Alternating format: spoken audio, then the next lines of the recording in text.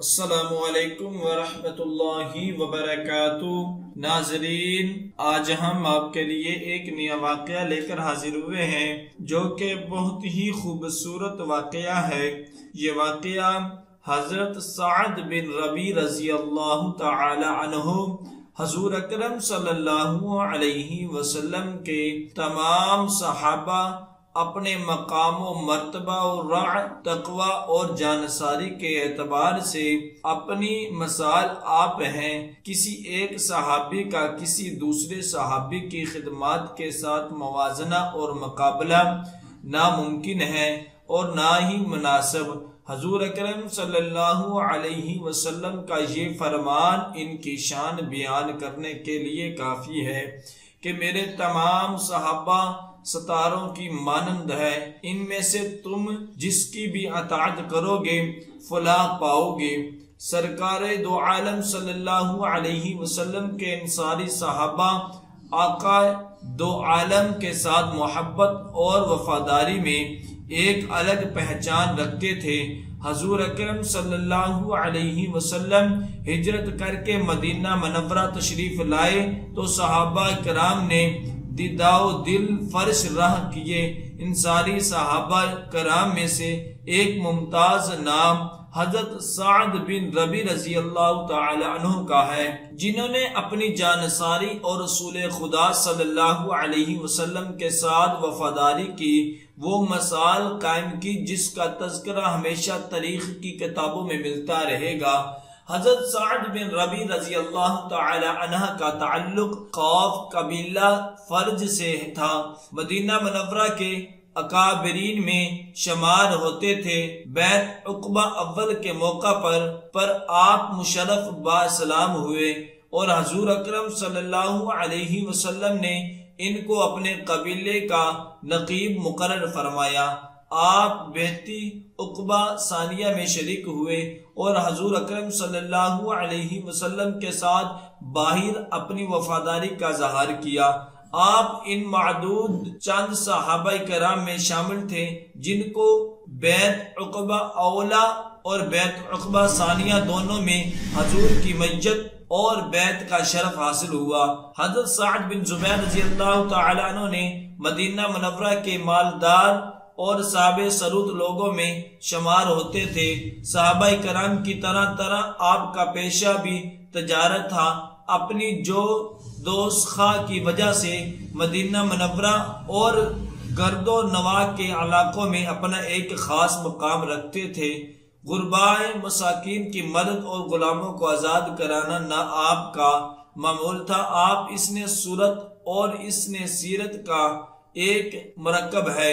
آپ نے دو عالم صلی اللہ علیہ وسلم جب ہجرت کر کے مدینہ منورہ تشریف لائے تو حضرت سعد بن ربیع رضی اللہ تعالی عنہ آپ کی خدمت میں حاضر ہو گئے، مواخات مدینہ کا حصہ بنے۔ سرکار دو عالم صلی اللہ علیہ وسلم نے حضرت عبد الرحمن بن عوف رضی اللہ تعالی عنہ کو آپ کا بھائی بنایا اور آپ نے بھائی چارے کی وہ مثال قائم کی جس کی کوئی اور مثال ملنا مشکل ہے۔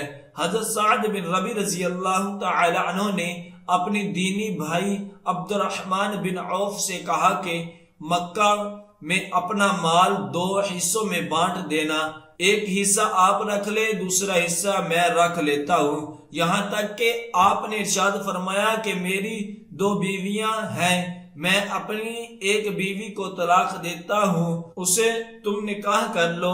حضرت عبد الرحمن بن عوف نے احساس تشکر سے ان کا احساس لینے کی بجائے ارشاد فرمایا کہ تم مجھے بازار کا راستہ دکھاؤ، میں تجارت کروں گا، مجھے آپ کے اہل و عیال میں کچھ نہیں چاہیے۔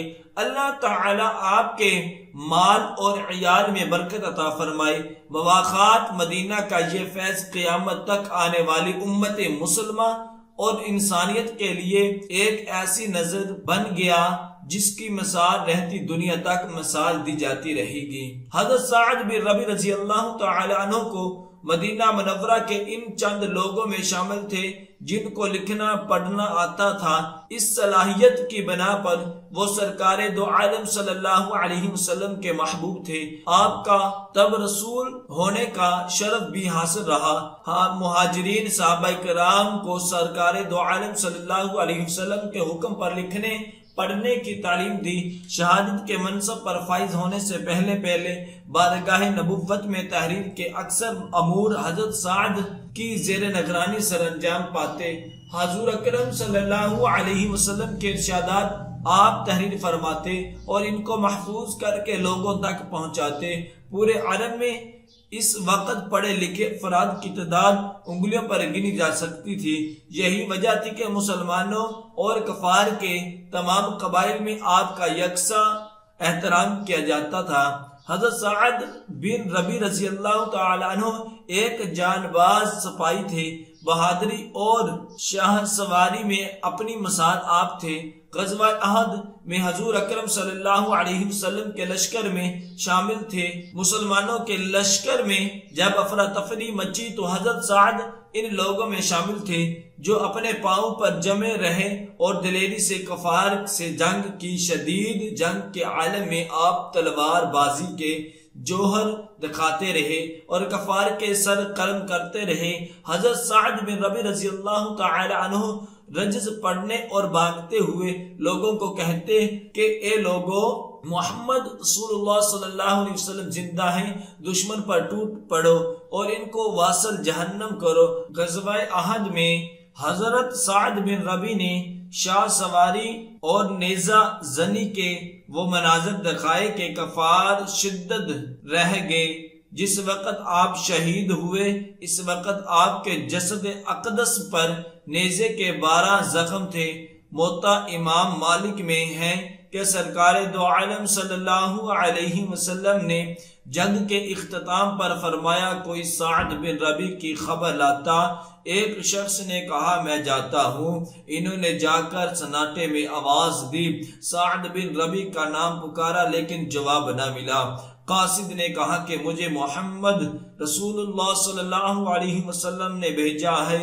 تو ایک آواز آپ کے کان میں پڑی، میں ادھر مردوں میں پڑا ہوں۔ آپ پر نزاع کا عالم طاری تھا، زبان قابو میں نہ تھی، تاہم اپنے آخری وقت پر انہوں نے کہا کہ رسول اللہ صلی اللہ علیہ وسلم کو جا کر میرا سلام کہنا اور انصار سے کہنا کہ اگر خدا خواستہ رسول اللہ صلی اللہ علیہ وسلم قتل ہو گئے اور تمہاری غفلت کی وجہ سے اس دنیا میں نہ رہے اور تم میں سے ایک بھی زندہ بچ گیا تو روز قیامت خدا کو کیا منہ دکھاؤں گا۔ بعض روایات میں ہے کہ اس قاصد کا نام حضرت ابی بن کعب تھا۔